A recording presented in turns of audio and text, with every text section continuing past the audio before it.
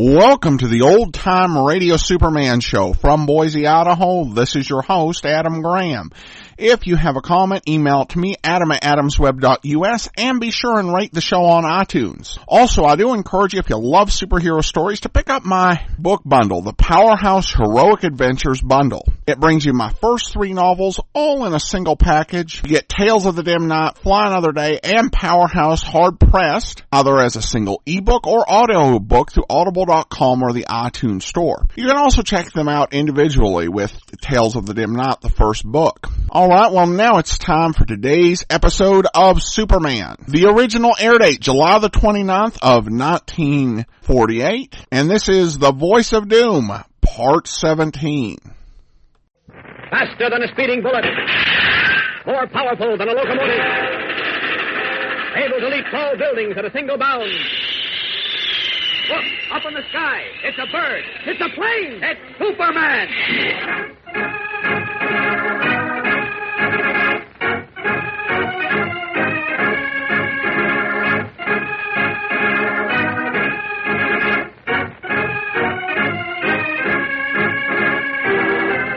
Yes, it's Superman, strange visitor from the planet Krypton, who came to Earth with amazing physical powers far beyond those of mortal men, and who, disguised as Clark Kent, mild-mannered reporter for a great metropolitan newspaper, wages a never-ending battle for truth and justice.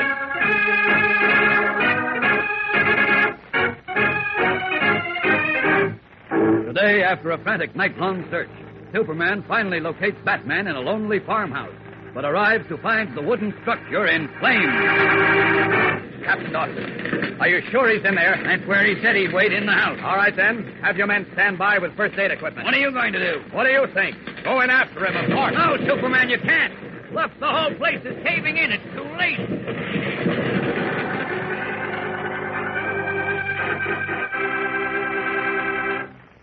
They tell a story, gang, about a young lawyer who once lived out in Illinois. The story goes that he was once defending the son of an old friend on what he knew was a fake murder charge. But it looked bad for his client because a hostile witness testified that he had seen the accused boy there. Well, everybody in the courtroom figured that this just about cooked the young lawyer's case. But the young lawyer proved his case with an almanac, showing that there had been no moon on the night of the murder. Well, this established that the witness was lying, and the jury brought in a verdict of not guilty. Many years later, that same lawyer said, "You can fool all of the people some of the time, and some of the people all of the time. But you can't fool all of the people all of the time." Well, by this time, you've probably guessed who he was. Yes, Abraham Lincoln is correct. Boys and girls, one of Abraham Lincoln's most outstanding qualities was his overwhelming passion for always seeking the truth, searching for facts. He had no use for statements based on hatred instead of common sense. And one reason he came to love and respect all men, regardless of their race or religion, was because common sense told him to question statements based on racial or religious bigotry. Well, we can all take a tip from Abe Lincoln, because phony ideas which spread racial and religious hatred are purposely intended to fool some of the people, the weak, the susceptible ones. So when you hear such falsehoods about persons whose race or religion is different from yours, don't be taken in. Do as young Abraham Lincoln did. Dig into the real facts. That way you can never go wrong.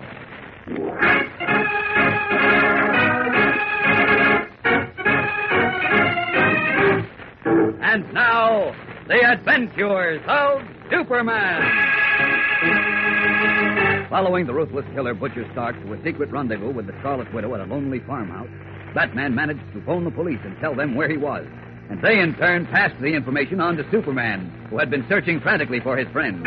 Then, with Captain Dawson of the State Police, the Man of Steel sped to the scene, only to find the farmhouse a blazing inferno and his friend trapped inside. Without a second's hesitation, he jumped forward to Batman's rescue. And at that very instant, the flame-weakened roof sagged, the walls bulged out, and as the Man of Steel disappeared into the flames, the entire blazing structure collapsed. Mr. Dawson, he's in there. Right in the middle of it. I saw him. I know. The whole place is caved in on top of him. I don't see how even Superman can survive that. Can't we do anything, sir? Without fire-fighting equipment, we can't get within 10 feet of the place. Horrible! Horrible! Great Scott! I can't believe it. It's impossible. What are you talking about? Look, it's Superman. Walking out of the fire carrying someone. He's all right, sir. He made it.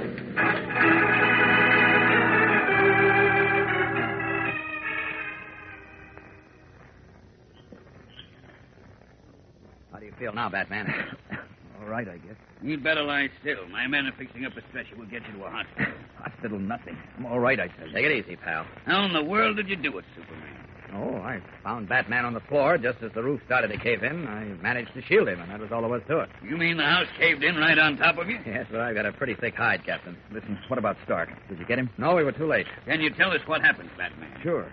He and the Scarlet Widow had a scrap. Stark lost his temper and gave her the full benefit of his voice. Then he broke a lighted kerosene lamp, and that's what started the fire.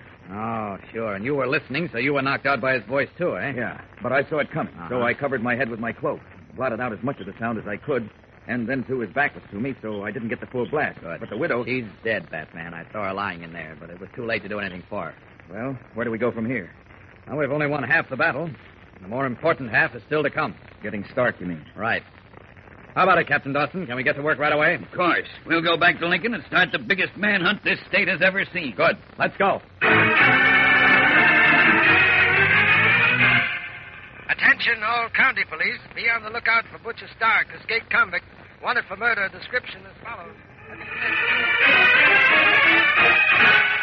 Attention, all state police. Request your cooperation in search for Butcher Stark, escaped convict, wanted for murder. Description as follows.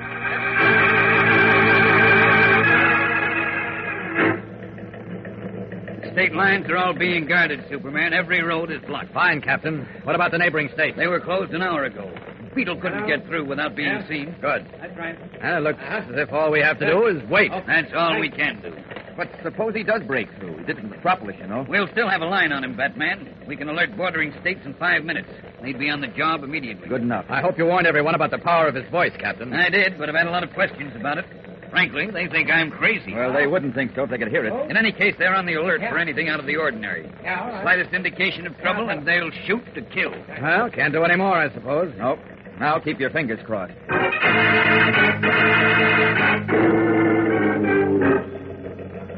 Captain Dawson. Captain Dawson. Yes? Reporting County Sheriff, District 3. Let's have it. Yes, sir. Is it about Stark? Yes, listen. Truck in question found abandoned near outskirts of Brenton. Thorough check reveals man of Butcher Stark's description bought ticket at Brenton Railroad Depot bound for Omaha. Omaha? He's heading east. Now we can start pinning him down. Walters. Yes, sir. Alert the Omaha police. Tell them to check every local that's come through from Brenton and report back to me as fast as possible.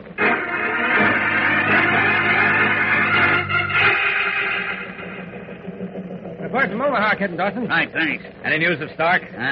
Investigation at Omaha Railroad Terminal reveals that man of Butcher Stark's description boarded Midwest Streamliner bound for Chicago. Chicago. What time does he get there? I've already checked, sir. It arrives at 10:15. 10:15? Well, it's 9:45 now. We can make it all right. Captain, will you notify the Commissioner of Police in Chicago? Tell him to meet that train. Of course. And tell him that Batman and I will be there, too. Let's go, Batman. Right. Thanks a lot, Captain Dawson. Yes, thanks, Captain, and so long. Come on, through this window, Batman. Up, up, and away!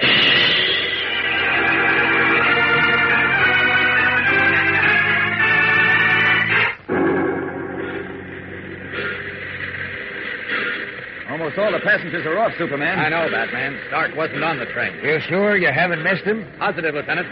Are your men covering the track side of the train? Yes, and they've got every exit in this terminal blocked. Well, here comes the head conductor. Maybe he can tell us something. I'll ask him. Conductor? Yes, officer? You're the conductor of this train? That's right. You remember a man getting aboard the train at Omaha, heavy-set, about 6 feet tall, coarse features? Why, And he probably spoke in a whisper. Oh, yes, I remember. He was ticketed to Chicago. Well? Did he get off here? No, he got off the last stop, Aurora. Said he wasn't feeling well. Oh, Aurora, eh? Can you have the local authorities check in there, Lieutenant? Certainly. Let's get back to headquarters.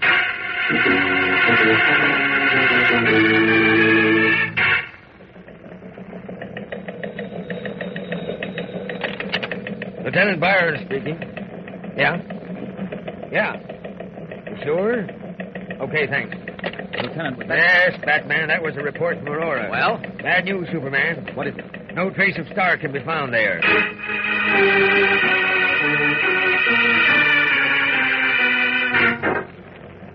But, Lieutenant, he must have gone somewhere. I know, but there's no trace of him in or out of Aurora. And it's been 5 hours since we last heard of him. Well, I'm doing everything I can. Send inquiries all over the state. Excuse me.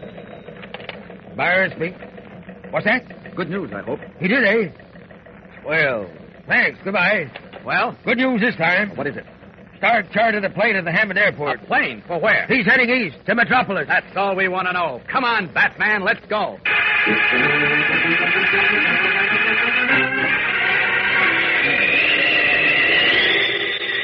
He's got a 5-hour lead on us, Superman. You think we can catch up to him? There can be no question about it, Batman. We've simply got to do it.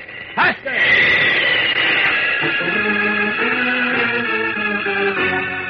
As Batman hangs on, the Man of Steel literally scorches the air in his desperate flight to Metropolis. Will they at last catch up with Butcher Stark? We'll know in a moment, gang, so keep listening.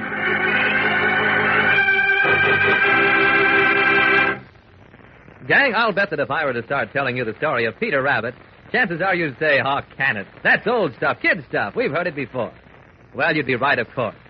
In other words, boys and girls, our tastes, our minds, our ideas should keep growing along with our bodies. We should outgrow baby stories, same as we outgrow baby clothes. And a lot of stuff we might swallow as babies should be, well, just plain silly as we get older. Because, for one thing, as we grow, we learn to reason better. We learn to weed out the nonsense from what makes good sense. We learn to see people as they really are instead of just swallowing and believing a lot of false notions that folks with selfish axes to grind would have us believe. We learn that there is no boogeyman. That, of course, goes for most of us. But unfortunately, you can always find a few people whose ideas make as little sense as baby talk. People who spout a lot of nonsense about other people's religion or race, or the stupid nonsense about superiority of one kind of people over another. The sort of nonsense talk that sets one person against another, and in that way weakens our whole country. You see, the trouble is, jokers like that just haven't grown up. Maybe the rest of us ought to put them wise. When we hear people like that spout such balderdash, we ought to tell them the true facts of life. That's the only way we can create harmony and so live in peace. It's the only way we, as individuals, can help to keep our country united and strong. It's your duty and mine. Let's never shirk that duty.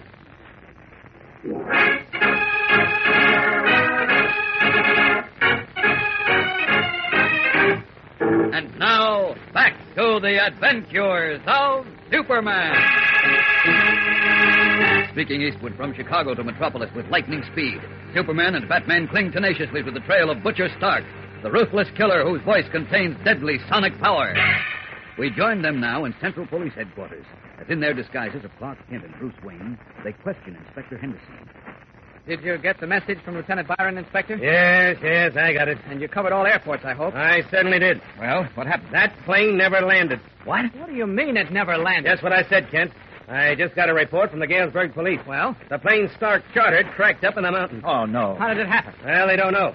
It seems that the pilot was dead before the plane hit. A dirty runt. Stark? What about him? No sign of him. He must have bailed out. Yeah, I guess so. But why over Galesburg? I don't...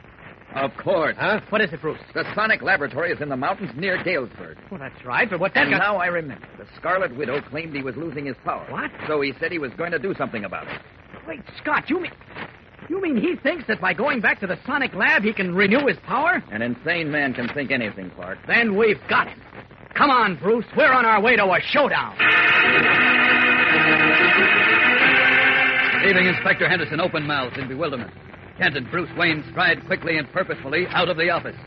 In a short while, Superman will again face the deadly power of Butcher Stark's voice. What will be the result this time? We'll know tomorrow, gang, so don't fail to listen. Tune in, same time, same station, for the last gripping episode of The Voice of Doom on The Adventures of Superman.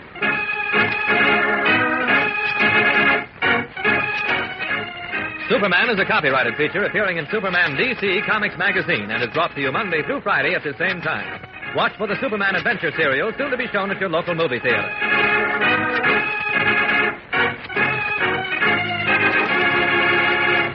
This program came from New York. Stay tuned to your mutual station for Adventure Parade, which follows in just a moment. And right after Adventure Parade, you will hear Tom Mix and his Straight Shooters.